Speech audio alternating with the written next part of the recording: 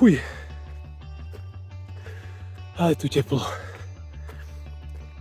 Takže warm up a cool down, takzvané rozohranie sa, rozcvička a upokojenie sa po tréningu sú dve veci, ktoré som v minulosti nerobil, tak ako asi nerobíš ani ty, pretože ich robí naozaj málo kto, ale po pár bežeckých zraneniach som sa naučil, že sa nevyhnem tomu, aby som ich poctivo robil.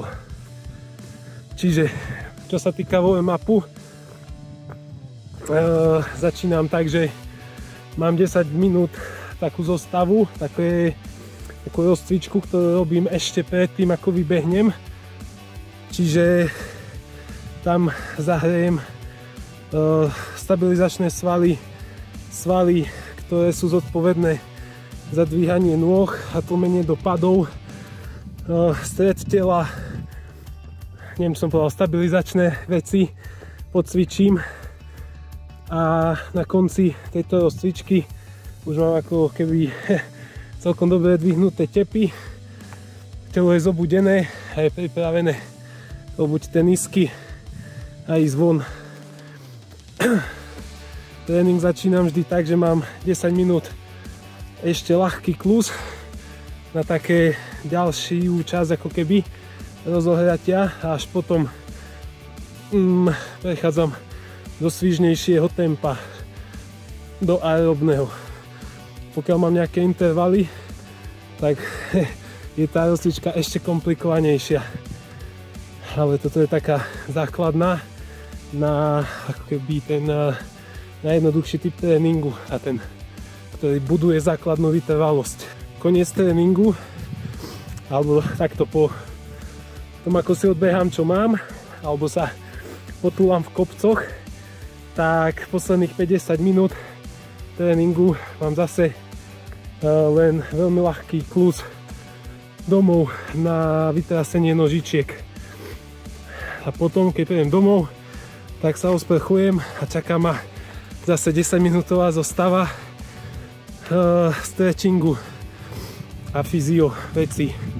Taká rýchla, len také akože nutné minimum, ktoré po každom tréningu absolvujem. A je to mega dôležité, podľa mňa. Nebudem sem dávať konkrétne to, čo robím ja, lebo aj na to cvičku, aj na ten stretch po tréningu je na internete milión videí, ktoré si môžeš okopčiť alebo si prispôsobiť podľa seba. A čo?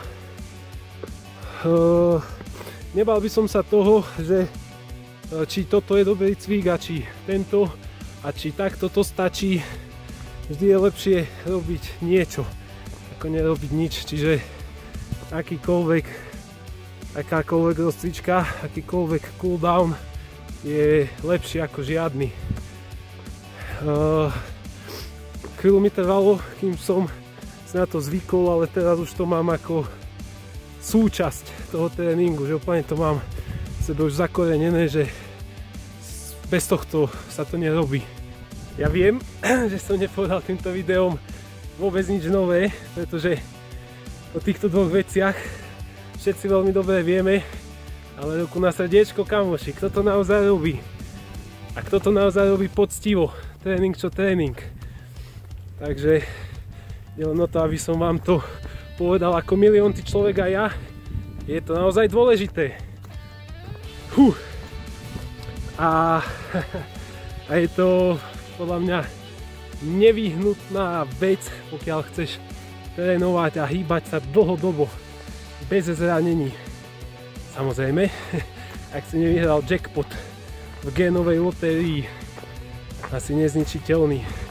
Aj keď fajčíš, piješ a robíš čo chceš.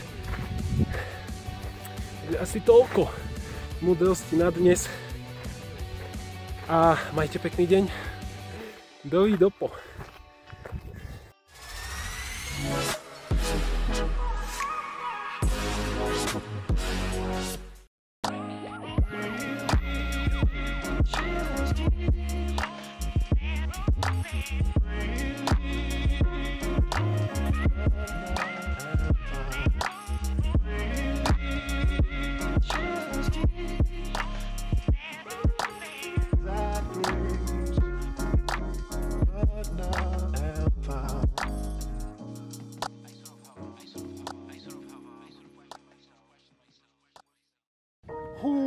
Rakúzy, tam sú Belianské Tatry.